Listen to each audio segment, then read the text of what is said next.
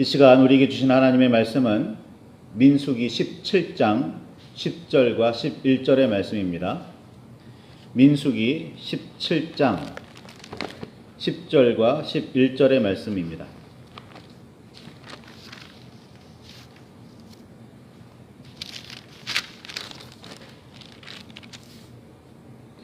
찾으셨으면 우리 함께 말씀을 봉독하시겠습니다. 여호와께서 또 모세에게 이르시되 아론의 지팡이는 증거궤 앞으로 도로 가져다가 거기 간직하여 반역한 자에 대한 표징이 되게 하여 그들로 내게 대하여 원망을 그치고 죽지 않게 할지니라. 모세가 곧 그와 같이 하되 여호와께서 자기에게 명령하신 대로 하였더라. 아멘. 주님 우리의 마음을 여시어 말씀을 깨닫게 하옵소서. 아멘.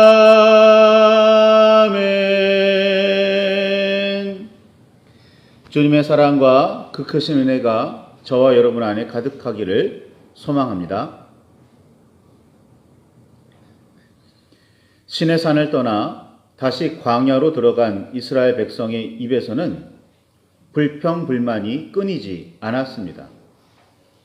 다베라에서는 더 많은 고기와 음식 맛을 더욱 다양하게 해줄 향신료가 없다고 부르짖었습니다. 미리암과 아론은 모세가 구스 여자를 아내로 삼았다고 꼬투리를 잡아 비방했습니다. 이런 일들이 있은 후에 이스라엘은 바란 광야의 가데스 바네아에 도착하게 됩니다.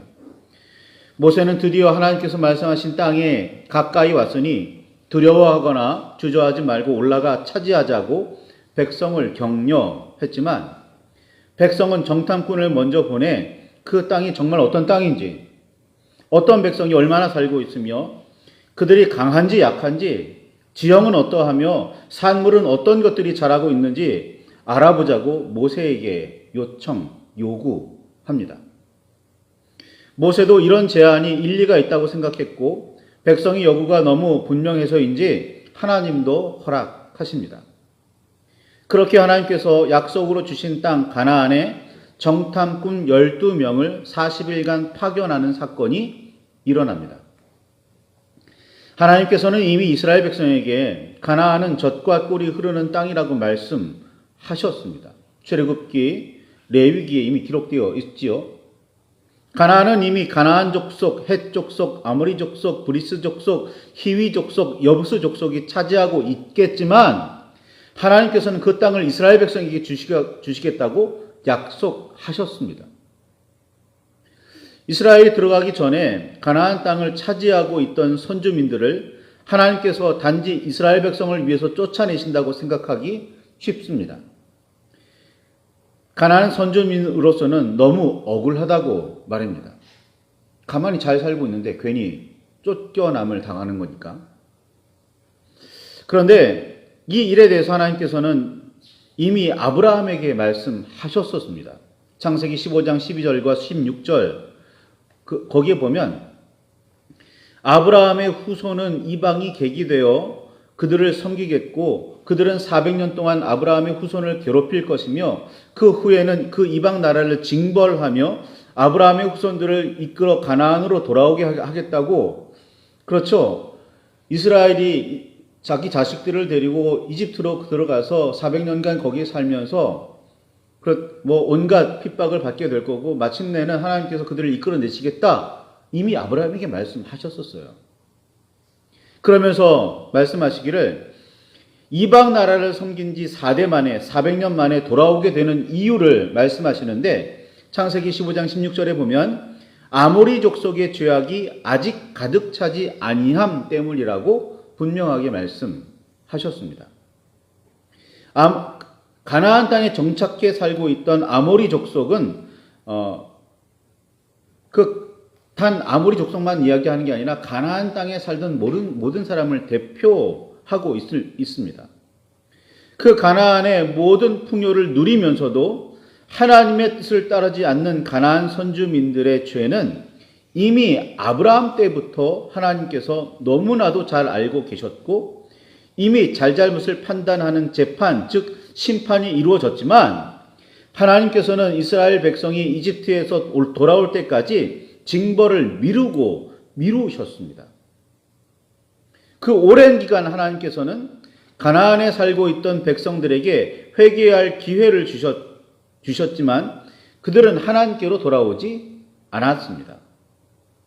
그래서 이집트를 탈출한 이스라엘 백성이 가나안에 들어가야 했을 때 가나안 선주민은 젖과 꿀이 흐르는 땅에서 쫓겨날 운명이었습니다. 가나안 선주민의 불행한 운명은 스스로 하나님 앞에 지은 죄 때문입니다. 단지 이스라엘만을 위한 게 아닙니다. 쫓겨날 운명이기는 했지만 가나안 선주민은 매우 강력했습니다. 그 땅을 정탐한 정탐꾼들은 이 사실을 너무나도 잘 알게 되었고 자신들이 알게 된 증거들을 근거로 백성 앞에서 정탐 결과를 보고합니다. 정탐꾼 모두가 가나안 땅이 젖과 꿀이 흐른다고 말할 정도로 풍요롭다는 부분에서는 동의했습니다. 그러니 그 땅으로 어서 들어가자고 주장한 사람은 갈렙과 여호수아 두 사람뿐입니다. 나머지 10명은 풍요롭기는 하지만 그 땅의 민족들이 매우 강력해 쳐들어갔다가는 반드시 패하게 되리라고 보고합니다. 민수기 14장 9절에 있듯이 다만 여호와를 거역하지는 말라. 또 그 땅 백성을 두려워하지 말라. 그들은 우리의 먹이라. 그들의 보호자는 그들에게서 떠났고 여호와는 우리와 함께 하시느니라. 그들을 두려워하지 말라는 두 정탐꾼의 보고와 이집트와 홍해에서 그리고 광야에서 하나님께서 보여주신 놀라운 기적들은 하나도 기억나지 않았는지 이스라엘은 온 백성이 밤새도록 통곡하며 모세와 아론을 원망하기 시작합니다. 왜 우리를 여기까지 끌고 와서 죽게 만드느냐? 라고 말이죠. 눈에 보이는 원망의 대상은 모세와 아론이었지만 그들에게 이스라엘을 지도하게 하신 분은 바로 하나님이시고 이스라엘 온 백성을 구름기둥과 불기둥으로 인도하시며 보호하시던 분은 다름 아닌 하나님이십니다. 그러니 모세와 아론을 향한 원망은 형식일 뿐 사실은 하나님에 대한 원망이었습니다. 원망의 소리를 들은 하나님께서는 민수기 14장 11절에 있듯이 이 백성이 어느 때까지 나를 멸시하겠느냐? 내가 그들 중에 많은 이적을 행하였으나 어느 때까지 나를 믿지 않겠느냐? 라고 말씀하시며 이스라엘을 전염병으로 모두 죽이고 모세를 시작으로 새롭고 강력한 민족을 이루게 하시겠다고 말씀하십니다. 모세는 백성을 위해 기도하며 하나님의 뜻을 돌이키기 위해 애를 씁니다. 온 백성이 한날 한꺼번에 멸망하는 일은 돌이킬 수 있었지만 하나님께서 징벌하시는 하나님의 징벌은 피하지 못합니다. 20세 이상으로 계수된 자, 곧 하나님을 원망한 모든 사람은 가나안에 들어가지 못하고 광야에서 죽게 하십니다. 그리고 그들의 자손들은 죽음을 면한 대신 반역의 죄를 지고 40년을 광야에서 방황하게 하십니다. 광야 생활 40년의 원인이고 시작입니다. 젖과 꿀이 흐르는 약속의 땅 가나안에 들어가지 못하는 실망과 광야에서 죽음을 맞아야 하는 절망을 가슴으로 느껴보시기 바랍니다. 어떤 생각이 드십니까? 가나안 정탐의 일로 나름 죄를 깨달은 듯 보이기는 했지만 진정한 회개는 없었습니다. 민수기 14장 39절과 40절을 보면 그 이야기를 볼 수가 있습니다. 율법이 선포된 시내산에서 떠난 지 얼마 되지 않은 시점이었기에 이스라엘이 진정 회개했다면 하나님께서 선포하신 제사법에 따라 속죄제를 드렸어야 합니다. 그런데 그런 일은 일어나지 않습니다. 백성은 하나님께서 전에 말씀하신 대로 가나안 땅을 점령하기만 하면 된다고 생각했는지 언약궤와 모세는 버려두고 자기들끼리 쳐들어갔다가 처참하게 패하고 돌아옵니다. 언약궤가 나아가지도 않았는데 이스라엘 백성이 나아갔다는 말은 하나님께서 함께하지 않으셨다는 뜻입니다. 하나님께서 허락하지 않으셨다는 뜻입니다. 아무리 하나님께서 전에 약속하시고 허락하신 일이라도 지금 하나님과 함께하지 않으면 실패만 있을 뿐입니다. 그러니 내가 어떤 약속을 받았다가 중요한 게 아니라 내가 지금 하나님과 동행하고 있느냐?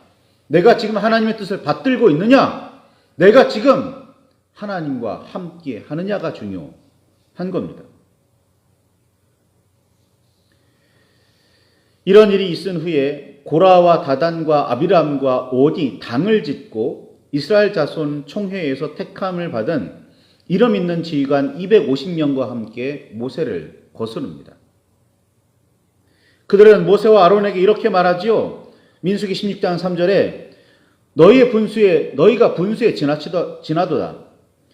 회중이 다 각각 거룩하고 여호와께서도 그들 중에 계시거늘 너희가 어찌하여 여호와의 총회 위에 스스로 높이느냐? 라고 말하며 들고 일어납니다. 하나님께서는 당을 짓고 모세를 거스른 핵심 인물들은 땅이 갈라지며 산채로 수월에 빠지게 하시고 따르던 지휘관들은 모두 여호와의 불에 태우십니다. 이쯤 되면 가나안을 잃고 40년 동안 광야 생활을 해야 하며 당을 지어 모세를 거슬렀던 사람들이 당한 일을 봤다면 이쯤 되면 이스라엘은 하나님의 뜻을 조금이라도 떠올렸어야 합니다. 자신들이 지은 죄가 얼마나 심각하며 회개가 얼마나 진정성이 없었는지를 깊이 깨달았어야 합니다. 그런데 이튿날 이스라엘 자손은 모세와 아론을 또다시 원망하며 너희가 여호와의 백성을 죽였도다 라고 말합니다. 자신들이 어떻게 하나님의 뜻을 거슬러 죄를 지었는지는 생각하지 않고 모세와 아론을 나아가 하나님만을 원망합니다. 하나님께서 연병을 일으키셔서 14,700명을 죽이십니다. 참 대책이 없습니다. 그런데 이 일이 남의 일이 아니라는 사실을 기억하시기 바랍니다. 성경은 오늘 우리에게 하나님의 뜻을 상기시키고 있고 우리가 어떤 삶을 살고 있는지 알게 하는 거울입니다. 그러니 우리는 성경을 통해 우리 자신을 보아야 합니다. 우리는 어떻습니까? 하나님의 뜻을 잘 따르고 있는지 혹은 거스리고 있는지 판단이 서십니까? 하나님의 뜻을 거스르는 죄를 지었다면 진정으로 회개하고 있습니까? 요즘 계속해서 말씀드리듯 진정으로 죄를 인정하고 회개했다면 하나님께서 내리신 징벌을 달게 받아야 합니다. 벌을 달게 받는 모범수에게 사면이라는 혜택이 있듯이 벌을 달게 받고 있으면 하나님께서 죄를 용서하시고 더는 벌을 받지 않도록 해주십니다. 이게 하나님의 은혜인 거예요. 사랑인 겁니다. 그런데 벌을 달게 받을 생각은 안 하고 하나님과 동행하고 있는지 안 하고 있는지 생각하지도 않고 무조건 하나님께서 전에 약속하셨으니까 가자! 그냥 가버리고 맙니다. 이게 이스라엘의 방식, 아니 우리들의 방식입니다. 가나안 정탐의 결과는 처참했습니다. 약속의 땅 가나안을 잃고 광야에서 죽어야 했습니다. 용서받은 자손들도 40년이나 광야를 떠돌아야 했습니다. 그러나 백성의 지휘관들은 모세와 아론을 거슬렀고 그들이 징벌받은 후에도 백성의 원망은 잦아들지 않았습니다. 자신들의 잘못을 전혀 인정하지 않았기 때문입니다. 회개는 진심이 아니었고 심지어 거짓이었습니다.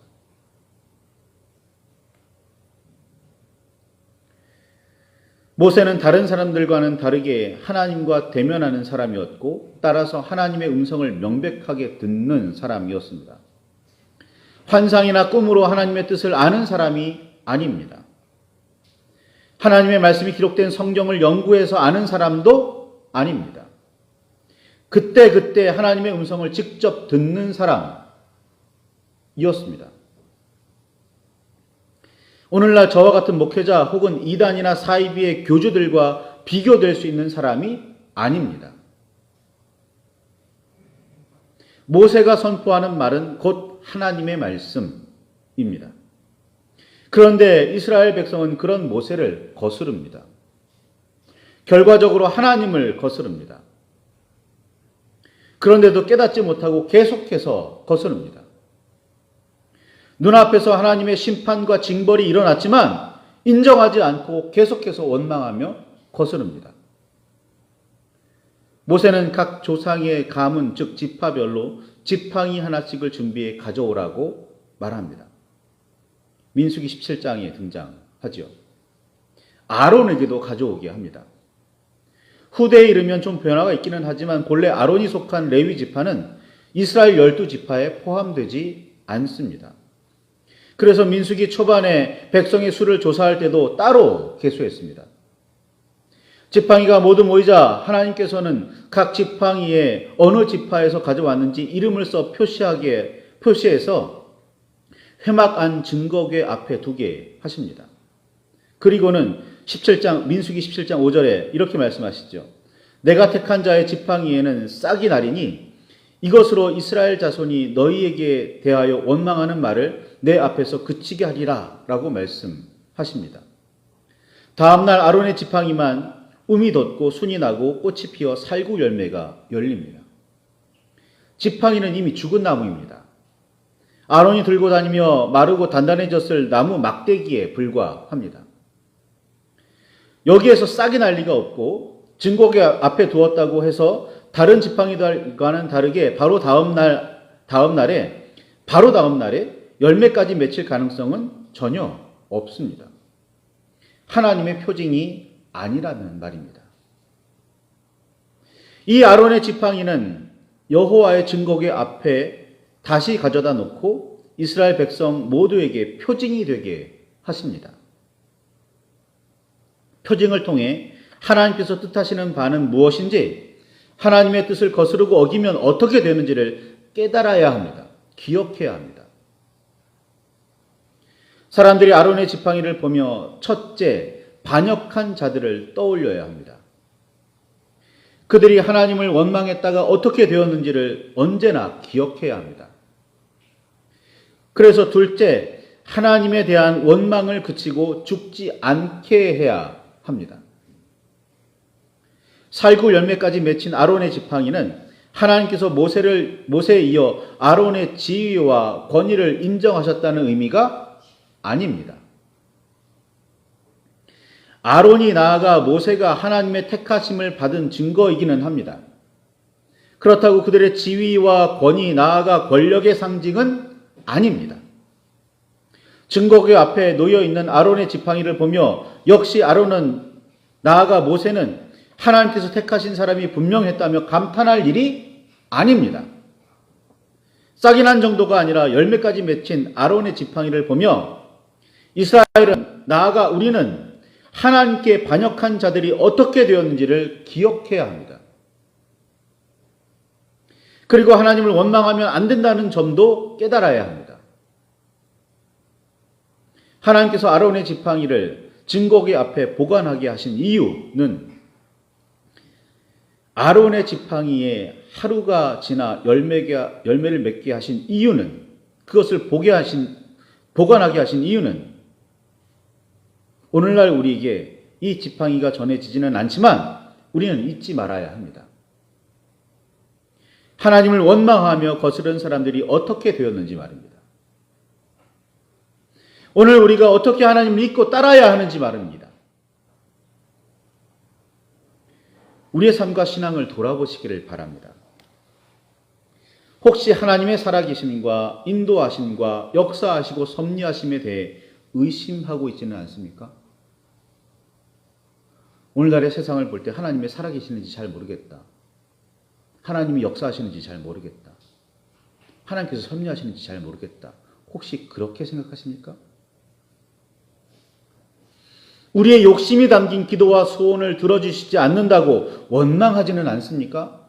내가 기도하는 내용이 정말 하나님의 뜻에 합하고 있는지는 따지지 않고 내 욕심에 따라 기도하는 그 기도가, 내 욕심에 따라 소원하는 그 소원이 이루어지지 않는다고만 원망하지는 않습니까? 진정한 하나님의 뜻이 무엇인지, 하나님의 뜻을 바르게 깨닫고 참되게 순종하며 따르고 있는지 생각해 보셨습니까?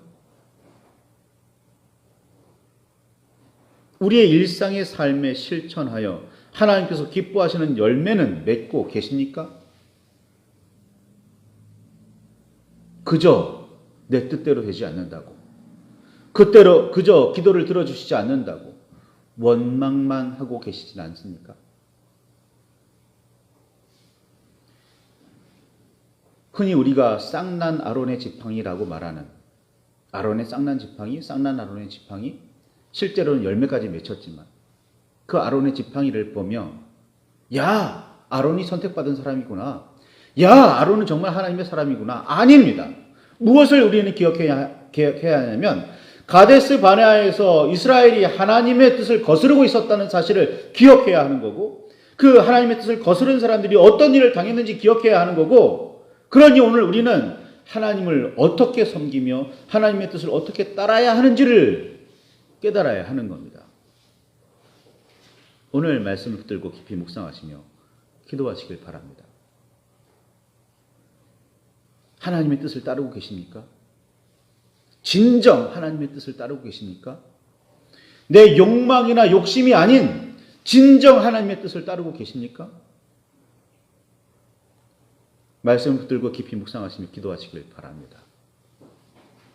하나님의 뜻을 깨달으시길 바라고, 혹시라도 조금이라도 하나님의 뜻을 거스르고 있는 부분이 있다면 회개하시기를 바랍니다. 말씀을 붙들고 기도와 회개를 묵상을 하시기를 바랍니다.